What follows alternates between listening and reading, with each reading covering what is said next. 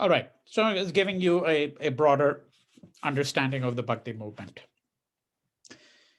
So I've already spoken to you about the origins of the idea of Bhakti in the Bhagavad Gita.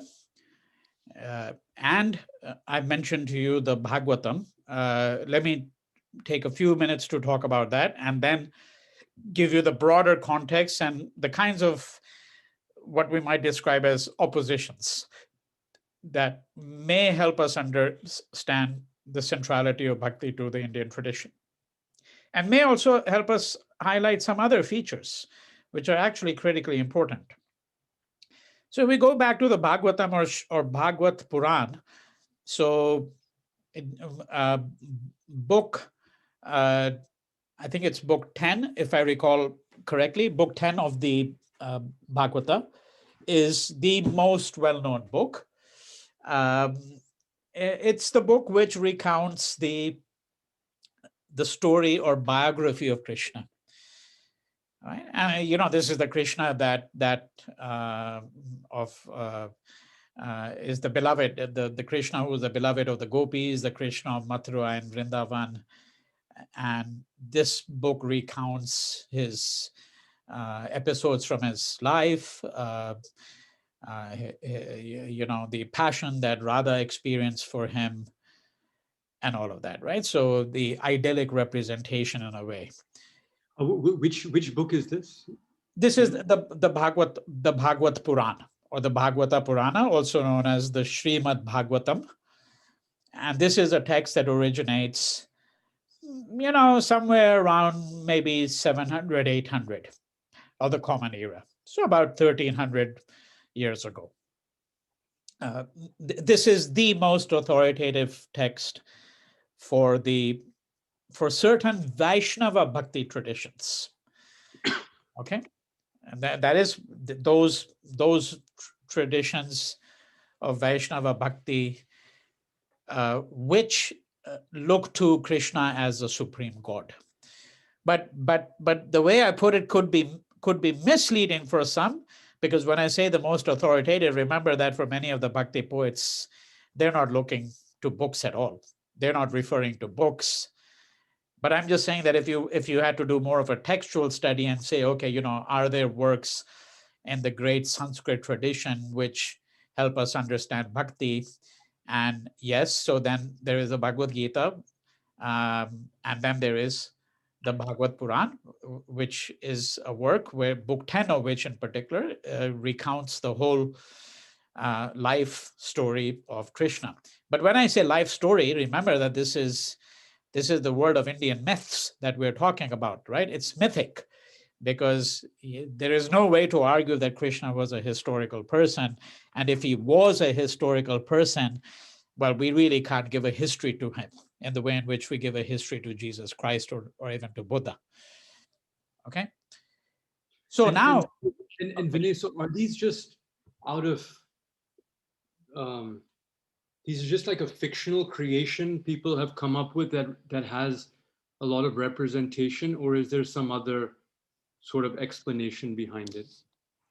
Well, you see, the people who would like to look at Hinduism as a religion of history, so we have to go back to some central questions that I have underscored before, and that is that, when you look at Islam and when you look at Christianity, these are what you might call religions of history. That Jesus Christ was a historical person, Muhammad was a historical person. We have traditions of historiography which enable us to place them in their time, to understand what the nature of their teachings were, what the political context was for those times. Now, the same cannot be argued vis-a-vis Krishna or Ram at all. It cannot. Right? I mean, although what Hindu nationalists have attempted to do, because this is where they've been influenced by those Western templates, they have attempted to Semitize, okay, to Christianize, if you want to put it that way. They Christianize Hinduism, make Krishna look like Jesus Christ, make Ram look like Jesus Christ, like the prophet of the Christians. But this is not how these figures are. These are the figures that inhabit the Indian imagination. Now they're extremely rich, and there's no reason why we should not take these literary, cultural, philosophical traditions for what they are. That is, that these are the great products of a great civilization. There's no reason for us to think that Krishna and Ram were historical personages, and it does not improve them or make them better by believing that they were actually historical persons.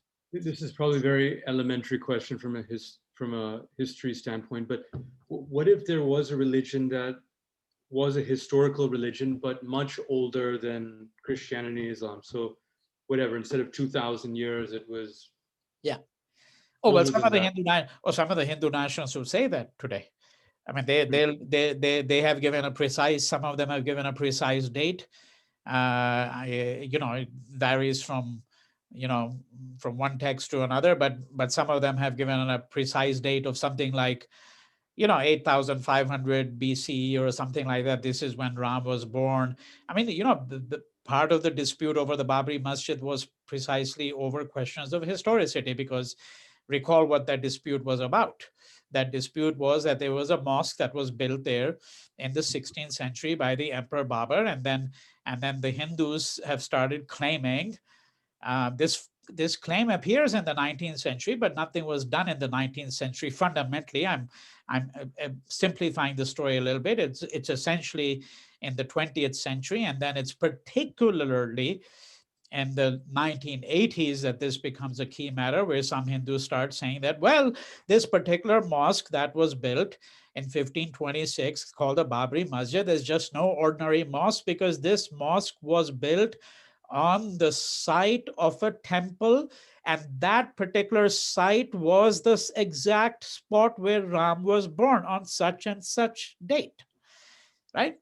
What they're doing is they're historicizing, and they're saying, just like we can say Jesus Christ was born in such and such place in Bethlehem, right? Muhammad was born in such and such place in such and such year. Well, we can say that, and not only that, we can pinpoint the exact spot where he was. So they called it the Ram Janam Stan, the Stan, place where Ram was born. Right? So your question, is it possible that one might be able to give even an earlier? Well, that's what the Hindu nationalists would claim. But what I am suggesting to you is that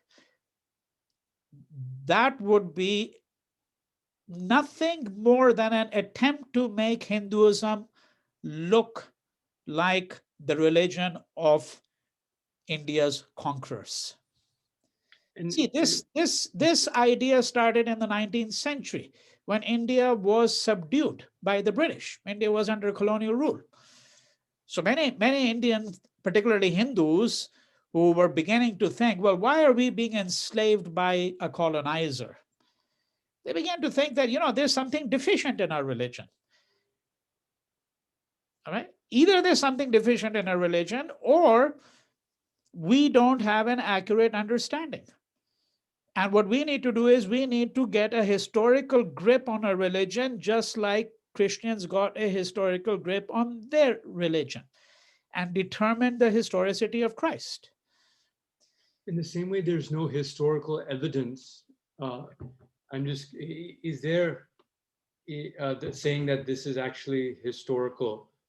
Is there clear evidence that this was not, and it's a completely sort of baseless argument in every way from a historical standpoint? Well, you see, even the answer to that question will depend to some degree on the outlook with which one begins to understand it, right? That is that, you see, if you're determined to find history, you'll find it. By which I mean what? By which I mean that a person will come and they'll concoct a date, they'll concoct a place. They'll say, the Mahabharata can be read as a historical text. Of course, the easy way there is to say that, well, look, that's absurd, because, for example, how are there 100 Kauravas? How are there 100 brothers? And then, of course, someone might say, well, look, that's just being used loosely because there could have been 20, there could have been 60 stepbrothers, this, that, or that portions of the text are clearly exaggerated and other portions are not exaggerated. Here, there could be all kinds of answers given to that, right? Right? So if someone is determined to find history, so to speak, and to say that we can furnish a historical basis for this, they'll do it. Now the question is it persuasive or not? That's one question. And of course, my answer is it's not at all persuasive. It's not like it's mildly persuasive. It's not at all persuasive. Number one. Number two, we have to ask ourselves, why is it the case that we don't have in the Hindu tradition this stress on historicity, on historical records? After all, even if you move outside the domain of religion, what have we found when we looked, for example, at the Guptas? What did we find? We found that some of the most accurate records that we have come from Chinese travelers. When we look at what is happening at the destruction of Nalanda, the monastery, okay, when we're looking at not Alauddin Khilji, Muhammad of Ghazni. So you remember the work I mentioned, which is the most detailed work that offers us a glimpse into India at that time. What is that work? It's a work by an Arab geographer who had accompanied Muhammad of Ghazni, Al-Biruni, right? See, the Hindus don't leave behind historical records, because my suggestion to you is that this is typically not the worldview through which the Hindu inhabited the universe. Hinduism is fundamentally a religion of mythos. And the key thing is that that's not anything to be ashamed of, even in the slightest. That has actually been the great strength of Hinduism, and this is what has made it distinct, wholly distinct from everything else. It is essentially a world of mythos. So, since you have asked, let me give you or remind you, because I am certain I discussed this when I talked to you about Krishna many months ago. But what I'm referring to here, and this will give you a very good idea of why is it that Indian nationalists, ironically, some of them began to look at Bhakti with skepticism, with cynicism, with disdain. While there were other Indian nationalists who said, if we think of the Bhakti movement as a whole, it gives us some purchase, meaning it allows us to think of what is it that has given India its unity over such a long period of time, given the enormous diversity that we have had in this country, right? So the other part of the story, that's the one I want to remind you of. Late 19th century Indian nationalist Bankimcandra Chatterjee. Bankimcandra Chatterjee writes a book called Krishna Charitra. Krishna Charitra is a biography of Krishna. Well, the first question, of course, is how do you actually write the biography of God? How do you write the biography of God, right? I mean, you write the biography of Jesus because Jesus is a historical person, but how do you write the biography of God? Right? All right, so what does he do? It's a life of Krishna. Krishna is the God. And he says there are two kinds of Krishnas in the Indian tradition. Now, but before we divulge what these two Krishnas are, let's see what he's animated by. What he's animated by is the question that I've already posed. He's thinking to himself, what explains the fact that we are a colonized people, that such a rich culture, now we're under English rule. Before we came under English rule, we were under the rule of the Muslims for 600, 700, 800 years. Why are we always under the rule of foreigners? Bankim is asking. So he says, The clue lies in the fact that in India, we surrendered ourselves to devotion. Bhakti was the dominant motive of Indian life, he says. And then he says, look at Krishna. There are two kinds of Krishna. One is the Krishna of this book that I mentioned to you, the Krishna of Mirabai, as we'll see, the Krishna of Surdas. This is the Krishna of the Bhagavata Purana, book 10, which describes the Krishna of Mathura and Vrindavan, the Krishna who holds the whole mountain on his hand, right? The Krishna who makes love to thousands of gopis. He does the Ras Leela. I don't know if you recall any of those slides, right? Which I shared, where he's dancing with several gopis simultaneously because he can replicate himself. Right? And this is the Krishna who steals these clothes of these women when they go take a bath in the river. When they come out of the river, they look for their clothes. Krishna is sitting up top of a tree and he whistles to them and he says, come and get your clothes. And they're very ashamed to do that. Why? Because they don't want to step out of the water naked, right? Female modesty, right? And then Bankim says, this is disgusting. This is appalling. What kind of God is this? He's spending his time dilly-dallying with young girls, making love. There's a stern God. Look at the God of the Christians. He's a stern God. Jesus Christ chases the money lenders out of the temple. Right? He chastises the wicked. Look at Muhammad. Bankim will say, the prophet of the Muslims. He gives you an injunction to commit jihad, holy war. What is our God doing? He's a butter thief. He steals clothes of women, has fun. This is no model of a God. But he says, and he says, this is why we have been subjugated, because all the time we're singing these hymns of praise to Krishna and to Ram, and our Ram is effeminate. He looks like a woman, He says, however, there is a way out, because we have another Krishna in our tradition. He is the Krishna of history. And what is that history? It's in the Mahabharata. That Krishna is the one through his cunning leads the Pandavas to victory over the Kauravas. He fights. He's a warrior. He understands the obligations of ruling.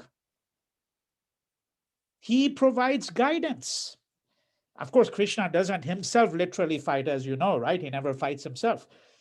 He's the charioteer, but he fights meaning that he gives counsel to the fighters. He aids them. And why does he aid them? Because they represent virtue, morality, the Pandavas. Right? This is the God of history. The other Krishna, which our people love, to whom they're devoted, is the Krishna of myth making. And we need to veer away from that.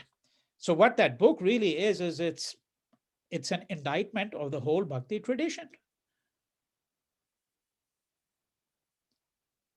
Okay, so I think that this goes towards your question, because I think you're wrestling with the question, well, I mean, what does it mean to say that Krishna is a god of mythos, or Ram here is a god of mythos for the bhaktas, which is what the bhaktas could not have cared a moment whether Krishna was a historical living person. The question would never have even occurred to them.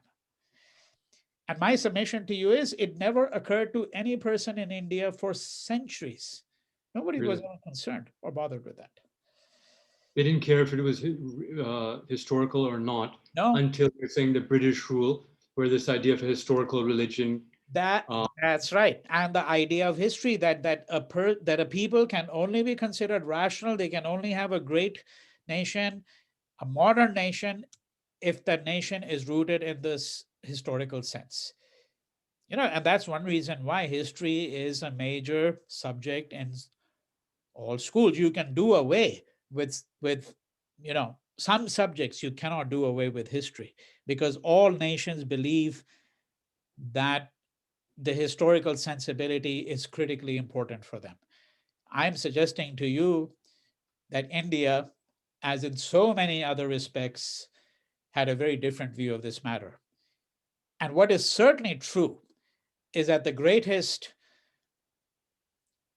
corpus of devotional literature in the world, which is what Bhakti literature represents, came out of this context where history was of no consequence at all. This idea of history, the idea of historical religion, the idea of inscribing your name in history, studying history, all of that. So you mull over that. Let me now just rehearse some of the other key features of this idea of bhakti, and what, keeping in mind provisionally that term, what we might call the bhakti movement, but here the idea of bhakti, right? So you can think of first the distinction between marga and desi, great traditions, little traditions. A.K. Ramanujan spoke about this, but A.K. Ramanujan, I mean, it's too long a story. He's a professor at Chicago who passed away in 1993. He was one of my teachers at the University of Chicago, where I did my PhD. But he himself was also working in what was called the Chicago School, a certain style of thinking, a certain way of thinking about India. And there are other scholars besides him who spoke about the great traditions and the little traditions. Let me give you a little story that he used to tell us. It's a fantastic story. It'll take 30 seconds, literally. There's a woman who an old woman who um, uh, leaves home, locks the door, goes somewhere, and then comes back late in the evening. And when she comes back and she's about to open the door, she realizes she doesn't have her keys with her. She's lost her keys. She's dropped them somewhere, right? And so there's a light bulb on a street, only one single light bulb on a street, the street on which her home is located. And she knows that she wasn't anywhere really close to that when she came back home. But nonetheless, she goes and starts looking under the light bulb, the street light. So a man comes by and says, "Old woman, what are you doing?" And she says, I lost my keys and I can't enter my home and I'm looking for my keys. And he says, "Where are you? Where do you think you dropped them?" She says, "If I knew, I would have gone straight where I might have dropped them." And he says, "Well, why are you looking here?" And she says, "This is the only place where there's light."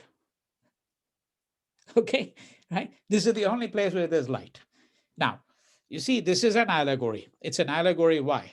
Because, when you really look, I mean, it's a way of thinking about history. It's a way of thinking about life, all of that.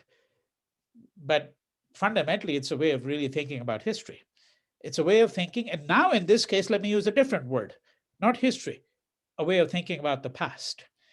When we think of the past, we usually turn to things which are already illuminated.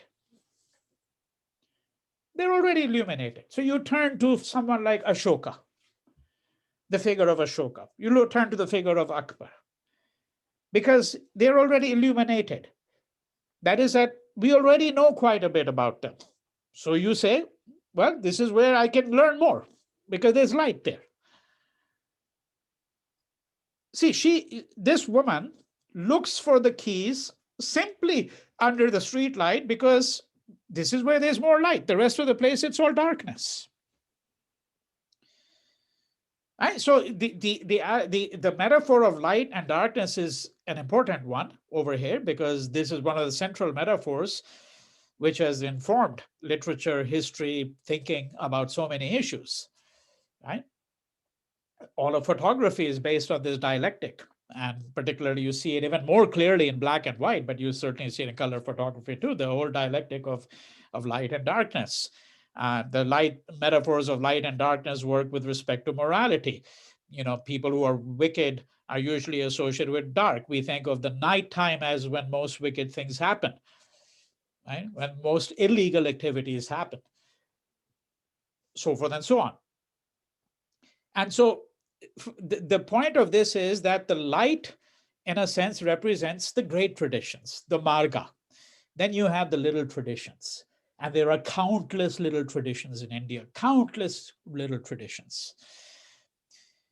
So that's the first thing we need to keep in mind, because what some of the bhaktas are also doing is they're moving away from the great Sanskrit tradition. They're moving away from these great texts. They're moving away from the Vedas, from the idea of ritual, from the idea of sacrifice. They're even moving away from the Upanishads, really, fundamentally, in a way. I mean, someone like Kabir may be a bit of an exception because he's a Nirgun poet. So formulas, some people, scholars have argued that Kabir's idea of Ram, what he calls Ram, the divine one, is based really in Advaita, is based on this idea of the unity, one unitary essence in a way. But generally, what we find is that these bhaktas, they have no time, no patience, no interest in the texts, the great Sanskritic works, the great traditions of Indian civilization. The Vedas, the Upanishads, none of this really means much. Instead of the Vedas and rituals and sacrifices, it's your own conscience, it's your guru. The guru is all important. The guru is all important, right? For many of them. And they have their chosen personal deity, their Ishta Devata. Now, these great traditions were also what you might call male-centered. The priests obviously were all, the pandits would be the better word. The pandits were all men, or largely men, because in the Upanishads, you certainly have women philosophers taking part in the debates. But I'm saying generally speaking, it is male-centered. And of course, in Hinduism, we do have the goddess tradition. So when I say male-centered here and female-centered on the other hand, it's put in sharp opposition. But this is with the full recognition of the fact that Hinduism has certainly allowed room for such things as androgyny. For example, we know that Shiva is very often shown in the form of Ardh Nari Ishwara, half male, right? Ardh Nari Ishwara, so God as half woman and therefore as half man. And so, when you see representations of Shiva as Ardh Nari Ishwara, one half of his body is male, the other half is female. So, full breast, long hair, right? Distinctly feminine looks, all of that, right? So it's not as though there wasn't room for a different kind of ordering of gender and sexuality. But in general, if you look at the Sanskritic traditions, it's male-centered. Pandits, most of the works are probably by male authors. And then, of course, when you look at the Manusmriti, a text that we looked at in quite substantial detail, these works are highly patriarchal. Now, the Bhakta traditions are not like that. They tend to be very often female-centered. It's not simply the case that there are many female bhaktas, devotees. There certainly are. It's much more a matter of the fact that in the tradition of bhakti, the bhakta always is to the god as woman is to the man. That is, that the general supposition is that whether you're a male devotee or a female devotee, you appear to God, as it were, in the relationship of a woman appearing to a man. All right. So just so that I give you a better understanding of what I mean here, I have a little text over here, which will, so this is where I'm discussing Mirabai. So one of the most famous, so Mirabai is a female, a woman bhakta, very famous, the most famous one perhaps in North India, certainly I would say. And we look at her in a little bit detail in 15, 20 minutes or so. One of the most famous anecdotes from her life, it may be apocryphal, that is, it may not be true entirely, but this is what we've been told, is that when she was in Vrindavan, she had a meeting with a man called Jiva Goswami, who was a renowned Vaishnava of the Chaitanya school. So Jiva Goswami refused to meet with her since she was a woman, right? Whereupon Mirabai is said to have retorted, quote, I used to think that the Lord Krishna was the only man in Vrindavan and that all the rest of the inhabitants were gopis. That Krishna is the only man, all the bhaktas, the gopis are the bhaktas here in this case, right? Including Radha, right? They're all women.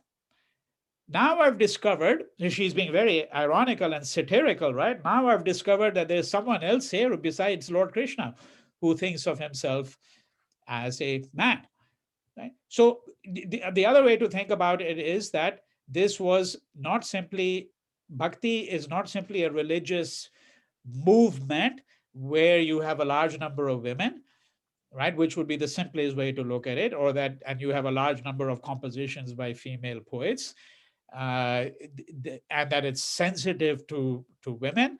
I'm going much further by suggesting to you that in many ways the idea of bhakti is actually female centered, and this is what in part someone like Bankimcandra Chatterjee was objecting to in the late 19th century when he wrote that book Krishna Charitra, to which I had made reference, because his objection was that it is a kind of a feminized religion and therefore it's a religion for the weak.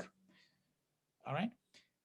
Now, if we were to think of a distinction between the great traditions, that is, the Sanskritic traditions with their pan-Indian gods, right? So the pan-Indian gods are Vishnu, Shiva, and you might say, but you just told me, you might say to me in objection, you just told me that many of these bhaktas, for example, have Ram or Krishna or Shiva as their personal god, right? So how does that really move away? Well, you see, because in the pan-Indian gods also have their consorts. So Shiva has Parvati. Shiva has Parvati, that's his wife, consort. Right? You see, for the bhaktas, so for example, for Mirabai, Krishna in the pan-Indian tradition appears, for example, right, with Radha. Okay, she takes the place of Radha, so to speak. But if you look at it and you say, look at all the other great pan-Indian gods, they all have their consorts. The consorts mean nothing to these bhaktas.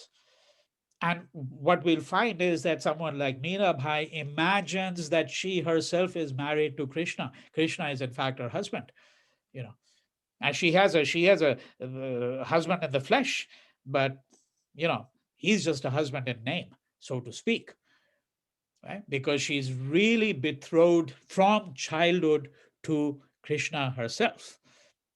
So if you go down this distinction further on, then we see that the pan-Indian traditions are Sanskritic. That should be clear enough.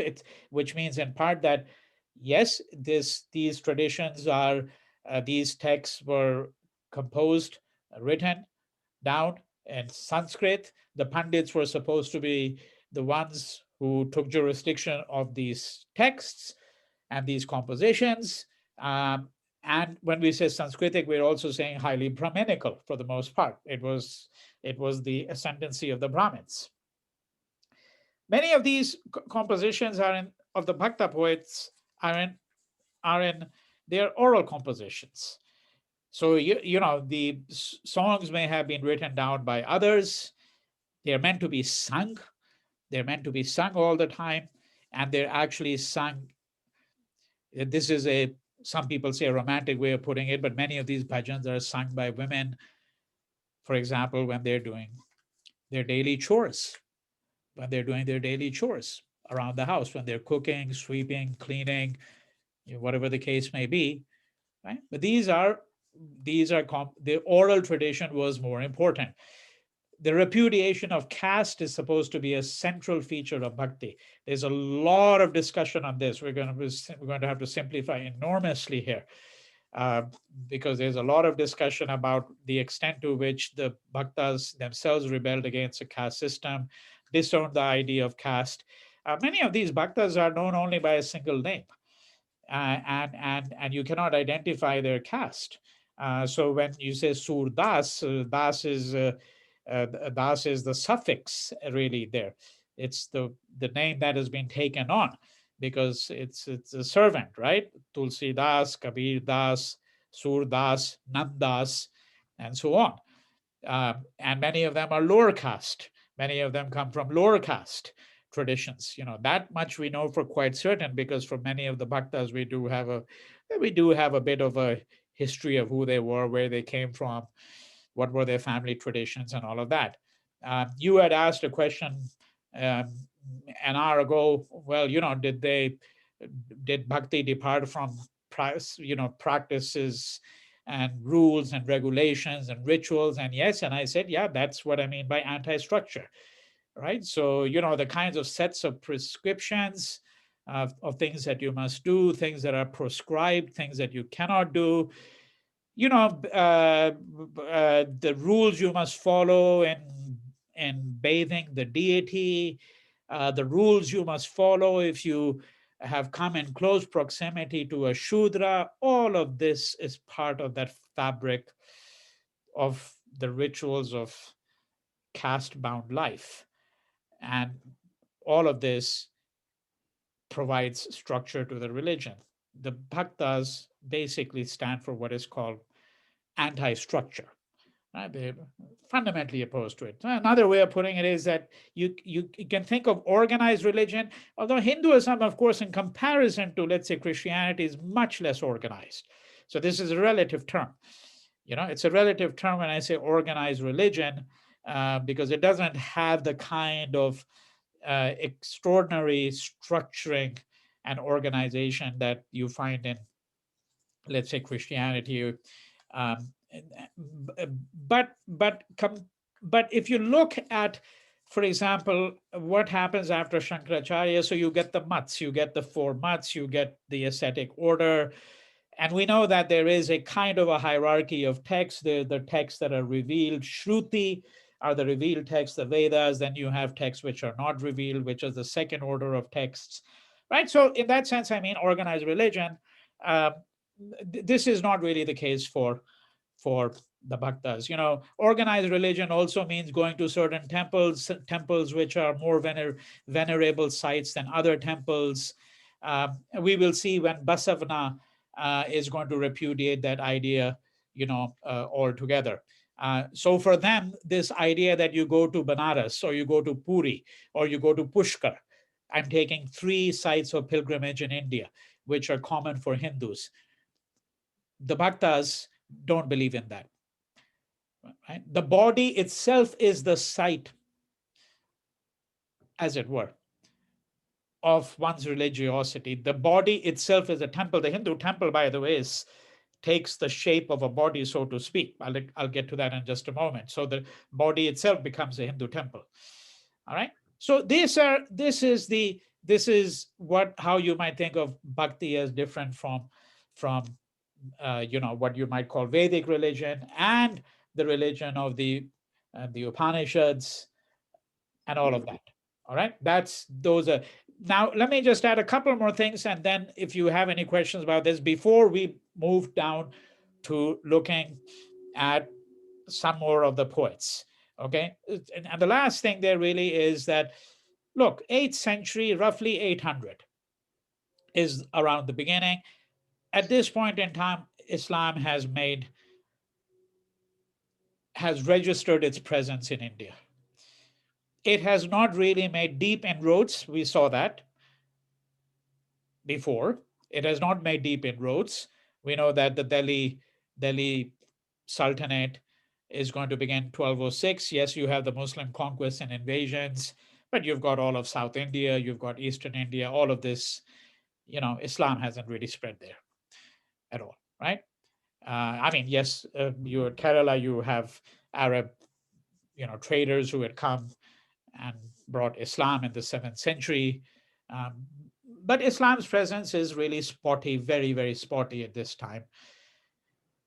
Now, there's a whole set of interesting questions. So, did this emphasis on bhakti become more important with the coming of Islam? And then when we look at 14th, 15th, 16th centuries, so if you go back to that map, you'll see that many of the great bhaktas we're talking about Surdas, Mirabai, Tulsidas, even Nanak himself. By this point in time, and many others, right? By this point in time, Islam is well established. In fact, it is the dominant religion in North India in many ways. Not by that, I don't mean that the majority of the people were Muslims. We know that that was not the case, but that it was a religion of power. The rulers, you have the Delhi Sultanate, you even have the Bahmani Sultanates in the Deccan, right?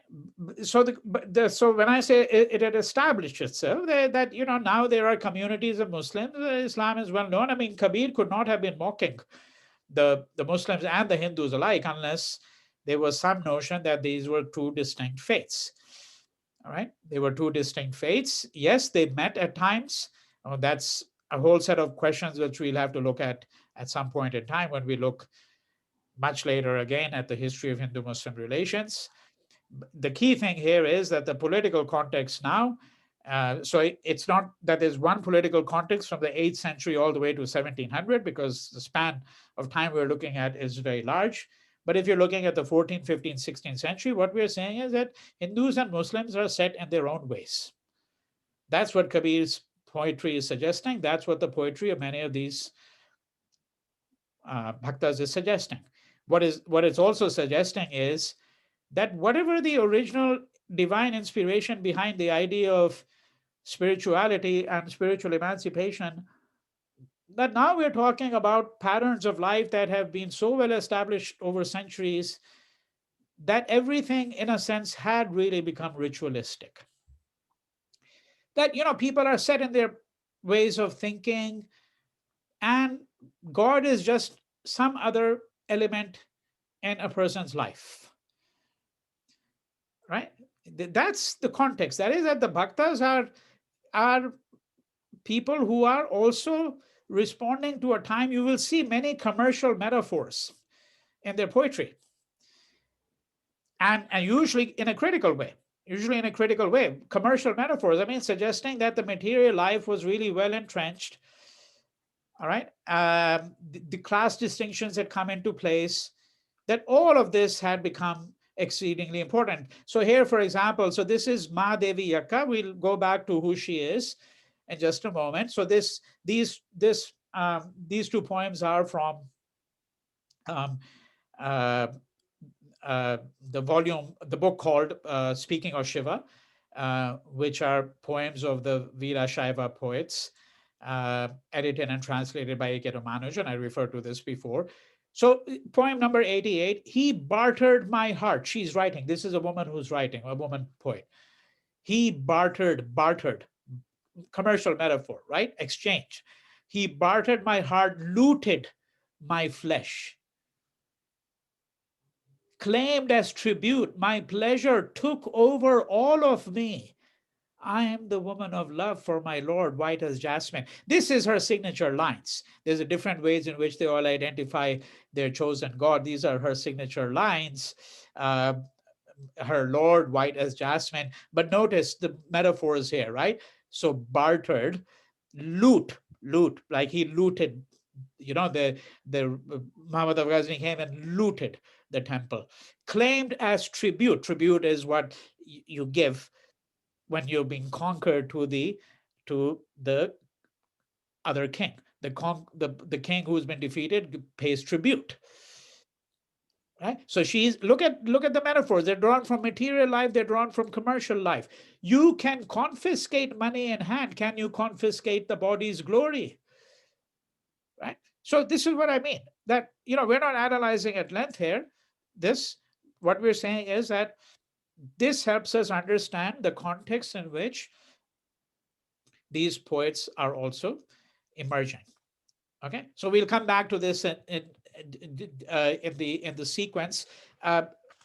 Give me just 1 second. Something has entered my eye. I just need to splash it with water very quickly. Yeah. Sure.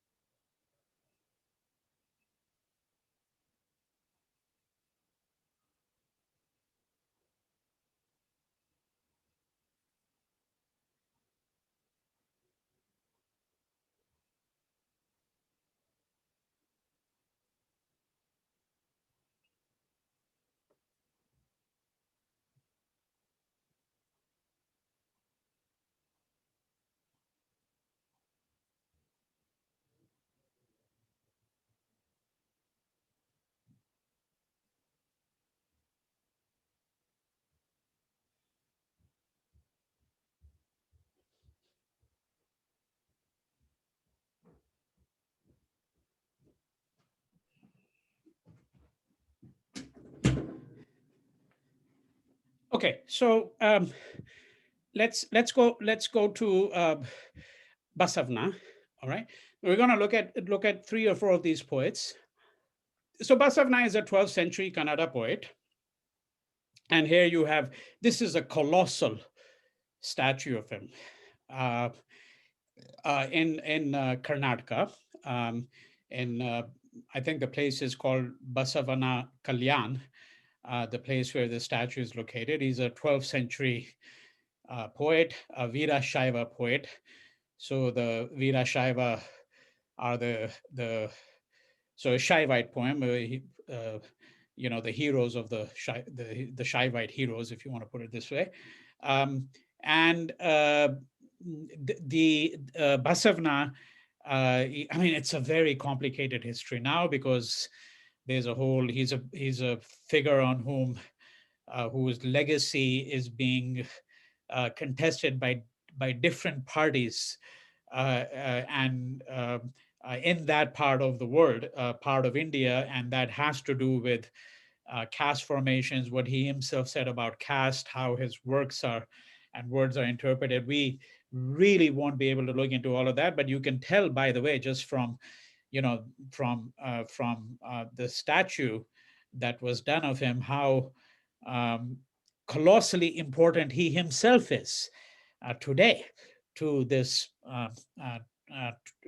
to how people in Karnataka imagine themselves and imagine their intellectual legacy. Now, Kannada is a language, so this is something I need to emphasize about the relationship of Bhakti poets to language. Okay, I have a number of different observations, but one observation that's important in this context. He writes in Kannada. The poets in the book speaking of Shiva, and he's included in that, their translations of his work, they're all writing in Kannada. Kannada is a language which has an enormously rich literature going back 1,500 years, at least. All right, at least 1,500 years. And of course, this is part of the story of India, that there are all these enormously rich languages with very rich traditions. And they're not really known to people outside India at all. I mean, when you think of, you talk to an educated person, they basically will associate India with Hindi. And then people who are a little bit more knowledgeable will know that, yes, there are languages such as Gujarati and Marathi and Kannada and Tamil, but these are not small minor languages. All of these are languages with enormously long histories, very rich tradition of literature, philosophical works, all of that. Now, what is also important here is that the Bhakti poets were very often the people who actually played a critical role in the development of the language as well. Okay, and language as well. So in the case of um, um, Naneshwar. So here we go back to this slide over here. So Naneshwar is a 13th century um, poet. I wish we could have done a whole lecture on him because I did enormous amounts of work on him as a graduate student when I looked at the Naneshwari, although I read it in translation. So this is a work that survived intact called the Naneshwari, written by Naneshwar at the age of 18 or 19. He died at the age of 22 from what we know of him. So he was exceedingly young. So he was precocious, gifted. It's a voluminous commentary on the Bhagavad Gita, but it's a work of devotion, because here what he does is he takes the Gita and he takes the portion on bhakti and then develops that. All right, develops that, and it becomes. But why do I bring him into this discussion at this point? Because this is one of the first great works in Marathi. Let's see, one of the first great works in Marathi. So these Bhakta poets are also very important because they played, many of them, a critical role in the development of the particular language in which they wrote. All right. Now the compositions by him and other like poets are known as vachanas. So vachana is what is said. Think of the contrast with the Vedic stress on Shruti, because remember the Rig Veda, the Vedas, sometimes the Upanishads are included there, as you know, are supposed to be revealed works. Revealed works, and revealed works have a higher status, and that's what the word Shruti means. What is heard, what is revealed.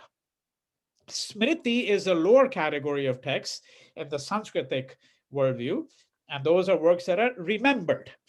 Okay, so their compositions, Basavana and his fellow poets, their compositions are called vachanas, what is said. Right, what is said is more important than these older works that are supposedly revealed. Right. So what is his story? His story is a story that is really familiar to us, if I may say so, from so many of these lives of religious figures that we have encountered. That is, that we can't be entirely certain, because we know that some part of the story just follows a set pattern. It's a story of someone in search of a higher truth. He comes from a Brahmin family. His parents are supposed to have died when he was quite young. Then he's going to be raised by members of his extended family, by relatives. He's a person who's going to be given Sanskritic learning. So he comes from a Brahmin family. So that stands to reason that he probably was someone who went to a Sanskrit school and all of that. And then, much like the Buddha, much like Mahavir, much like so many figures that we have seen, what does he do? Much like Shankaracharya. Remember Shankaracharya, right? He leaves home, he leaves his mother. And why does he leave at a relatively young age? Spiritual calling. Some spiritual, right? Some spiritual quest. And so his retreat, so he's going to end up in a place called Kudala Sangam. Sangam is the other word that is also used for Allahabad, Prayag. The Sangam is actually the meeting point, right? So his signature line in English, when you translate it, is the Lord of the Meeting Rivers, because this place was a place where the Krishna, which is one of the great rivers of South India,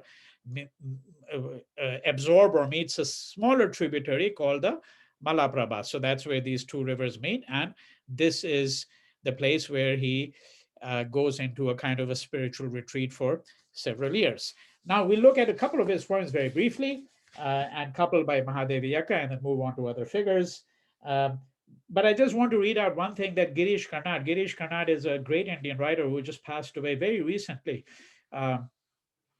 if I recall correctly, I think only last year, uh, who wrote in Kannada, so the same language that Basavana, or Basava, as he's sometimes known, wrote in. Uh, and this is what he said.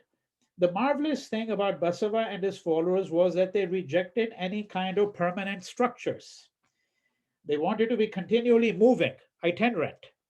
They wanted to be continually changing. They wanted to continually respond to life. Right? You see, this is not the dry, sterile learning of old books for them. Yeah, the flow of the river. They seem modern because, for a start, the idioms are entirely living and colloquial. They are not trying to impress anyone with their scholarship or their knowledge. They are just talking. And because these poets are talking to people, they seem as they would have seemed to the people of that period. That's what makes them modern. That's what makes them modern. I think he's fundamentally right, because one of the most astonishing things is when you read this Bhakti poetry, you don't really have to even know much of the context of those times. When Kabir mocks the Pandit, when he mocks the Maulvi, it could be much the same today. Right? When the metaphors of commerce, how they've taken over, of course, on an order of magnitude much greater than anything that was happening at that time. But for people at that time, that itself would have been, quite a shock, right? Right. So what is interesting here, what he's saying is that how contemporary these poets are, how they speak to us in a certain fashion, which seems really quite surprising. Now, here is one of his poems. So this is from Speaking of Shiva. The rich will make temples for Shiva. What shall I, a poor man, do? Just pause there. Think of it, right? I mean, how do the rich acquire cultural capital? The rich have not just capital in the ordinary sense of the term, they have cultural capital. Cultural capital meaning, hey, I'm a philanthropist. I'll donate $50 million for the restoration of this temple. I'll give $50 million for putting up a new temple. And I will create a temple of learning. I'll build a library and I'll have it named after me. The Jeff Bezos Library of, literature. And every book and literature, I'll put it there. It's a modern day temple of learning, right? That's what the rich do. The rich will make temples. So he's saying at that time, how were these temples built? This patronage, right? This patronage. The rich and the kings, the moneyed class, they put money into these. That's how they make known their devotion. So how does a poor man make known his devotion? What shall I, a poor man, do? My legs are pillars, the body the shrine, the head a cupola of gold. Right? So he's saying, Basavana is saying, hey, what shall I, a poor man, do? And he's saying that, the body itself, I don't need to build a temple. I first need to understand how the body itself is really the temple. And then, when you read A.K. Ramanujan's introduction, um, so he talks about this poem at some length. And he says, just to give you a little sense of what he's talking about, he says, Indian temples are traditionally built in the image of the human body. The ritual for building a temple begins with digging in the earth and planting a pot of seed. The temple is said to rise from a implanted seed like a human. The different parts of a temple are named after body parts. The two sides are called the hands or wings, the hasta. A pillar is called a foot, pad or pada. The top of the temple is the head, the shikara, what he calls a cupola here. The shrine, the innermost and the darkest sanctum of the temple, is a garbhagriha. Garbhagriha is the womb house, the uterus, right? The temple thus carries out in brick and stone the primordial blueprint of the human body, right? So, and then notice the last three lines, very important. Listen, O Lord of the meeting rivers, things standing shall fall, but the moving ever shall stay. Right? So that is a distinction between being and becoming, between things as they are and making the world. And making the world, among other things, by the way, with your hands as well. It's a difference between stagnation and movement, right? And very often what these bhakta poets will talk about is they'll draw a distinction between what you might call still water and flowing water, right? Kabir himself, by the way, okay, said, so now we talked about Kabir. Kabir is now 350 years after that, but notice the similarity of the argument over there, right? So he says, Sanskrit hai koop jal bhasha bhata neer. Okay, arthat meaning, okay, Sanskrit kuएं ka pani hai. Sanskrit is like the water of a well. Kintu bhasha. Bhasha, by the way, can be translated simply as language, but here in this case, it means the vernacular, that is the non-Sanskrit language, the spoken tongue. Okay. Kintu bhasha, in this case Hindi, that's what Kabir is writing here, bhati hui nadi ke saman hai. But Hindi is like a flowing river. Sanskrit is like a stagnant well of water. Right? Things standing shall move, Basavana says, but the moving ever shall stay. So you see, a lot is going on in this poem because he's also giving you the whole worldview of the bhakta. And of course, he's writing in Kannada. He's not writing in Sanskrit. Don't forget that. Now, this is where the Bhagavata Purana, which also talks about Krishna and Bhakti and all of that, Bhagavad Purana is still written in Sanskrit. It still belongs to that tradition. This is where the Bhakti tradition is not associated with the Sanskrit language. It's associated with the Indian languages, right? With the bhashas. All right. And here we have another poem here. So this is now, however, by Mahadevi Akka. Mahadevi Akka is a woman poet who actually, it is said, wandered around naked. Okay. But partly it was her long hair which covered her, so to speak. But this idea of naked is very important because, the idea is that you appear before God without any ego, right? Shorn of ego altogether.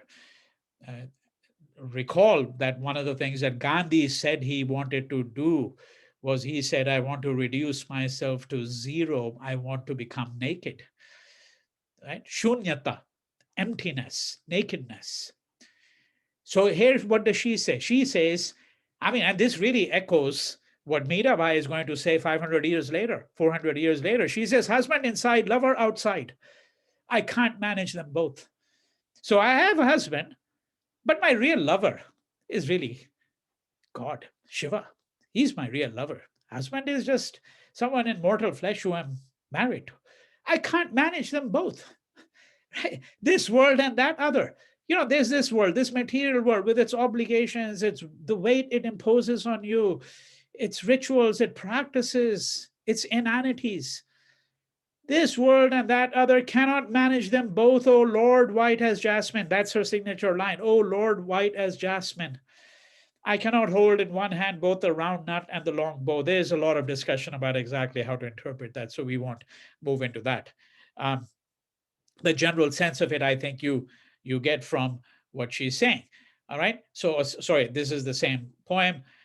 And we look very briefly at these metaphors of commerce on being naked and what I'm calling on being naked and having nothing. He bartered my heart. So this here she's speaking about Shiva, right? So Shiva is like the lover who takes everything from you. He wants everything from you. He wants your body, he wants your soul, he wants you all the time. Right? He bartered my heart, looted my flesh, claimed as tribute my pleasure. Give everything to me without hesitation. right? Claimed as tribute, my pleasure took over all of me. I'm the woman of love for my Lord. And here, by the way, I'm not giving you really the more erotic poetry, because there's a lot of erotic bhakti poetry as well. Um, but you get a sense of it here. All right. So this is not, when we think of bhakti, so the bhakti, you can think about the love that the devotee has for God. Then you think about what the love that God has for his devotee. But there are different relationships in which one can think about it. So for for Mahadevi Yaka, her God is the Krishna, uh, and she does not stop from using the sexual metaphors where she has to. Okay, for Surdas, who we're not really looking at, but I mentioned him. So for Surdas, Krishna, that the Krishna that he adores, right, is the Krishna who is a boy, the Bal Krishna, right, the Krishna who is the butter thief, for example, and all of that, right? So for Tulsidas, who was a devotee of Ram, the Ram that he invokes is neither like the Krishna of Mirabai, the lover and all of that, nor is he like the Krishna of Surdas, right? Different. So this relationship can be described in different. This idea of love can be described as a set of different relationships as well. All right. So here's another poem. You can confiscate money in hand. Can you confiscate the body's glory? Right. This can be read in many ways, because the body, remember, here is also, the temple, right? You can take away, my material wealth, but if I have turned my whole body into a temple, well, how will you take that away? Or peel away every strip you wear, but can you peel the nothing, the nakedness that covers and veils? Right? What is the real here? What is the real here? Can you peel the nothing, the nakedness that covers and veils? That when I'm nakedness, my nakedness itself is a veil, because my nakedness is my virtue, because I have surrendered everything to Shiva. To the shameless girl wearing the white jasmine, Lord's light of morning, you fool, where's a need for cover and jewel? Right? Where's the need for all of this to the true bhakta? That's Mahadevi Yaka over here.